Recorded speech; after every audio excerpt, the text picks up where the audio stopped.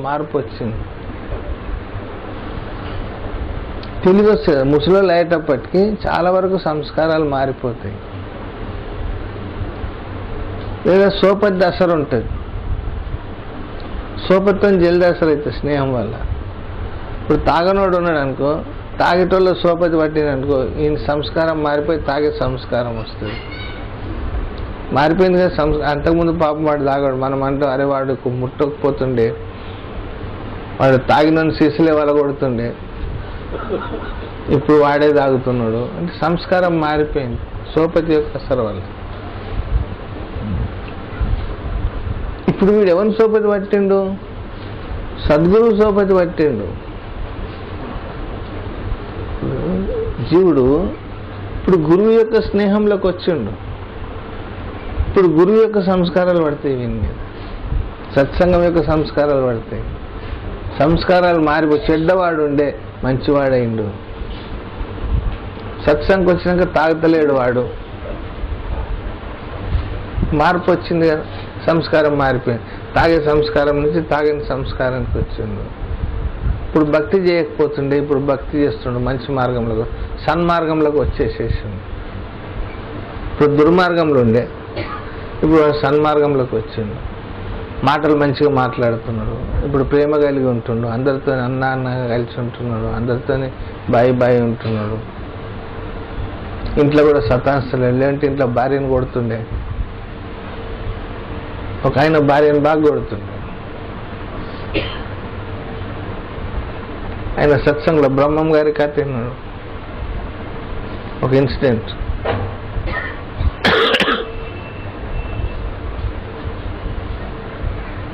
అందులో ఆయన కళ్ళు ఇప్పిస్తాడు బ్రహ్మం గారు. ఒక ఇన్సిడెంట్ ఉన్నది, ఒక సంఘటన. అంటే ఆయనకు కళ్ళు ఎందుకు వచ్చినాయి అని అడిగిండ్రు. మళ్ళా ఇప్పుడు కళ్ళు వచ్చినాయి కదా 30 ఏళ్ళు, ఇంకా వేరేళ్ళకి కూడా వస్తాయి తెస్తే వేరేళ్ళకి రావు, ఆయనకు వచ్చినాయి అంటాడు ఆయన బ్రహ్మం గారు. అంటే ఎందుకు వచ్చినాయి అంటే, ఈయన ముక్కోపిండి పోయిన జన్మల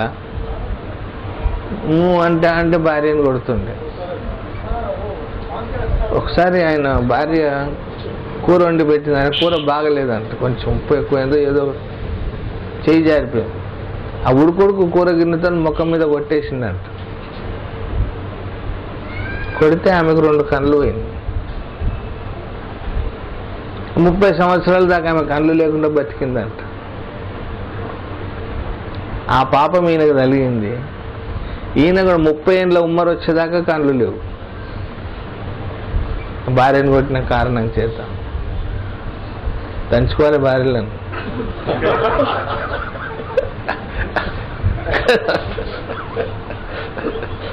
పుణ్యం పెరుగుతుంది. ఆయన చెప్పిండు ఈ కారణం చేత ఈయన కళ్ళు పోయినాయి కాబట్టి ఇప్పుడు ఆ పాపం అయిపోయింది, ఇప్పుడు కళ్ళు వచ్చినాయి. ఏ పుణ్య విశేషం ఉండేనో అది బచాయించిపోయాడు. అప్పటి నుంచి ఆయనకు భయం అయిపోయింది భార్యను కొడితే. అప్పటి నుంచి భార్యను కొట్టడం మానేసిండు.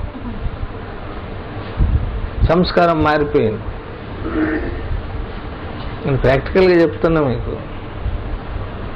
సంస్కారం మారిపోయింది. సంస్కారములు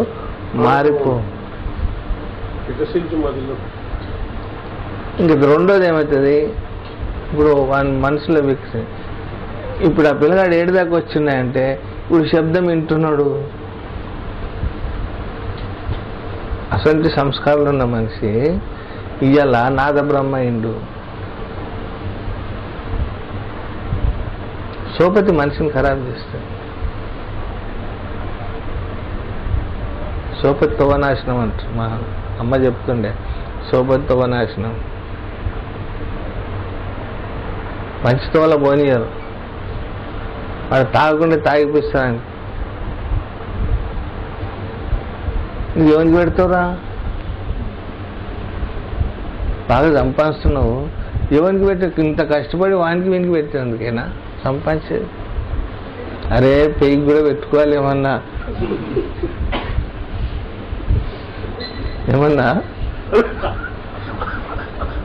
తిని తాగి కూడా స్టోక్ చేయాలయ్యా. ఏం లాభం చెప్పు సంపాదించి? వీడానికి పాపం నిజమే అనుకుంటాడు. వచ్చిన బాడాలకు వీడ నిజమే నేను ఇంత సంపాదిస్తున్నా, ఊరికే రాత్రి పగలు శ్రమ పడుతున్నా, కాలి భార్య పిల్లలకు పెట్టేందుకేనా అనుకుంటాడు. అనుకుని పేకి కూడా పెట్టుకుందామని జరంతా సురువు చేస్తాడు. ఇప్పుడు ఈయన తాగుతుంది, ఇప్పుడు అది ఈయన తాగేస్తుంది, అర్థమైపోయింది. ఆడదాగు ఇప్పుడు కష్టం చేయమంటే చేత కాదు. ఇక ఇప్పుడు దోస్తుని ఏమంటే దోస్తు పక్కెళ్ళి వెళ్ళిపోతాడు ఆడు. అప్పుడు కానీ కళ్ళు రాడు, చేతులు వణుకుతుంటాయి, కంపవాతం అంటారు.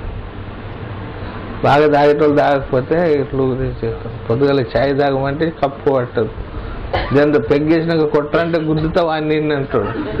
అరే భయ్ పొద్దుగల కప్పు పట్టుకోలేదు కదా నువ్వు,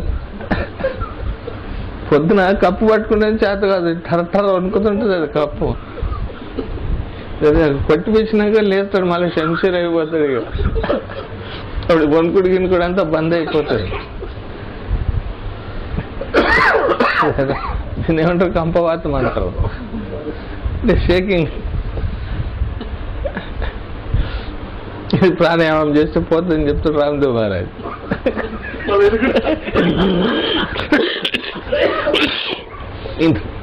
ఇంట్లోకి వస్తే, నువ్వు సత్సంగంలోకి వస్తే నువ్వు మారాలనుకుంటే నీకు గురువు ఐడియా చూపిస్తాడు. భయ ప్రాణాయామం చేయి, నువ్వు ధ్యానం చేయి, నువ్వు మంచిగా నీకు మార్గం చూపిస్తావు కాబట్టి నీ రోగాలు మళ్ళీ దూరం అవుతాయి, కంపవాతం నుంచి విముక్తి కలుగుతాయి. ఇట్లా సంస్కారాలు సోపతి వల్ల మారుతుంటాయి. ఇక్కడ గురువు సోపతి ఉంటుంది కాబట్టి, గురువు యొక్క స్నేహం ఉంటుంది కాబట్టి, గురువు సన్నిధి ఉంటుంది, గురువు సాంగత్యంలో పనిచేస్తుంటాడు కాబట్టి వాని సంస్కారాలు పాతయాన్ని పోయి కొత్త సంస్కారాలు వస్తాయి, మంచి సంస్కారాలు వస్తాయి, సుసంస్కారాలు. దీనివల్ల మనసుకు ఉల్లాసం అవుతుంది, మనసుకు శాంతి అవుతుంది, మనసుకు సత్సంగం వల్ల ఏం లాభం, ఇది శుభాన్ని కలగజేస్తుంది. అర్థమైంది? పెట్టుకోవచ్చు.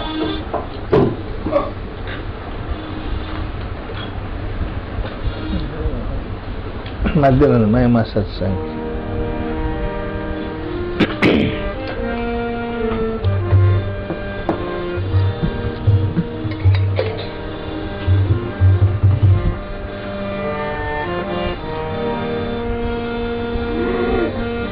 సత్సంగ్ మహిమ చాలా ఉన్నది, సత్సంగ్ మహిమ అపారం.